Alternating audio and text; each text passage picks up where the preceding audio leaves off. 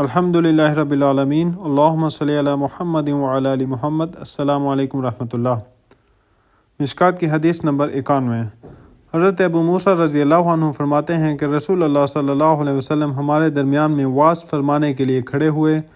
اس وقت میں اس وعظ میں یہ 5 باتیں خصوصیت سے فرمائیں کہ اللہ تعالیٰ سوتا نہیں ہے اور نہ اس کے لیے سونا مناسب ہے، اور وہ روزی کی ترازو کو کبھی نیچا کرتا ہے کبھی اونچا کرتا ہے۔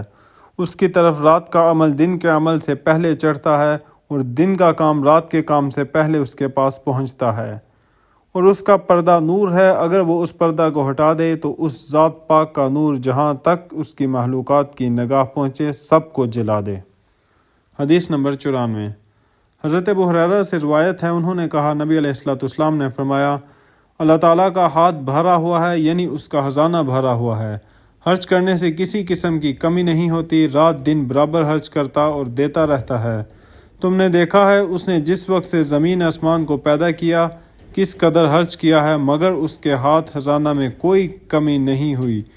اس کا عرش پانی پر تھا اور اس کے ہاتھ میں روزی کی ترازو ہے، اور وہی نیچا اور اونچا کرتا رہتا ہے۔ بخاری مسلم میں اس طرح ہے، اور مسلم کی روایت میں اس طرح ہے کہ اللہ تعالیٰ کا داہنا ہاتھ بھرا ہوا ہے، اور ابن نمیر راوی جو امام مسلم رحمہ اللہ کے استاد ہیں یہ لفظ نقل کیا ہے، اللہ تعالیٰ کا ہاتھ بھرا ہوا ہے، وہ ہمیشہ خرچ کرنے والا ہے اور دینے والا ہے، رات دن میں خرچ کرنے سے اس کے خزانے میں کوئی کمی نہیں ہوتی۔ حدیث نمبر 93۔